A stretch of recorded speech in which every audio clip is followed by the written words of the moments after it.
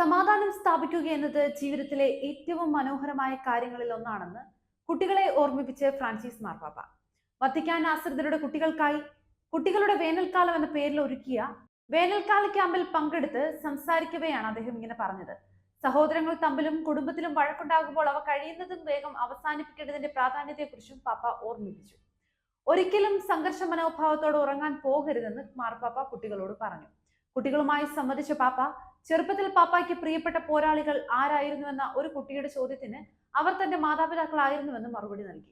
തന്റെ ബാല്യകാല സ്മരണകൾ കുട്ടികളോട് പങ്കുവെച്ച പാപ്പ മാതാപിതാക്കളും കുടുംബവും നമ്മെ വളരാൻ സഹായിക്കുന്നവരാണെന്ന് ഓർമ്മിപ്പിച്ചു.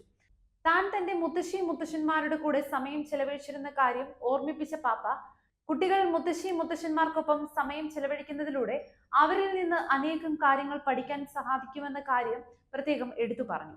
2025 ആഘോഷിക്കപ്പെടുന്ന ജൂബിലി വർഷത്തിനായി എങ്ങനെയാണ് ഒരുങ്ങേണ്ടതെന്ന ചോദ്യത്തിന് മറുപടി പറയവേ ജൂബിലി എന്നത് സന്തോഷം എന്ന വാക്കിൽ നിന്നാണ് വരുന്നതെന്ന് പാപ്പ ഓർമ്മിപ്പിച്ചു. അതുകൊണ്ട് തന്നെ സന്തോഷത്തോടെ വേണം ജൂബിലിക്കായി ഒരുങ്ങേണ്ടതെന്നും എന്നാൽ ഇതിന് വിനോദ കലാപരിപാടികളിൽ ഏർപ്പെടുക എന്ന അർത്ഥമില്ലെന്നും എല്ലാ വിനോദ പരിപാടികളും നല്ലതാകണമെന്നില്ലെന്നും പാപ്പ കുട്ടികളോട് പറഞ്ഞു. സമ്മേളനത്തിന്റെ അവസാനത്തിൽ ക്യാമ്പിൽ സംബന്ധിച്ച എല്ലാ കുട്ടികൾക്കുമൊപ്പം പ്രാർത്ഥനയിൽ പങ്കെടുത്ത ഫ്രാൻസിസ് പാപ്പ അവർക്കൊപ്പം വിവിധ വർണ്ണങ്ങളിലുള്ള ബലൂണുകൾ ആകാശത്തിലേക്ക് പറത്തി. പ്രകൃതിയിൽ ജീർണിച്ചു ചേരുന്ന സ്വാഭാവിക റബ്ബർ കൊണ്ടുള്ള ബലൂണുകളാണ് എല്ലാവരും പറത്തിയത്. കുട്ടികൾ ദൈവത്തിന് പ്രിയപ്പെട്ടവരാണെന്ന സന്ദേശവും ആ ബലൂണുകളിൽ രേഖപ്പെടുത്തിയിരുന്നു.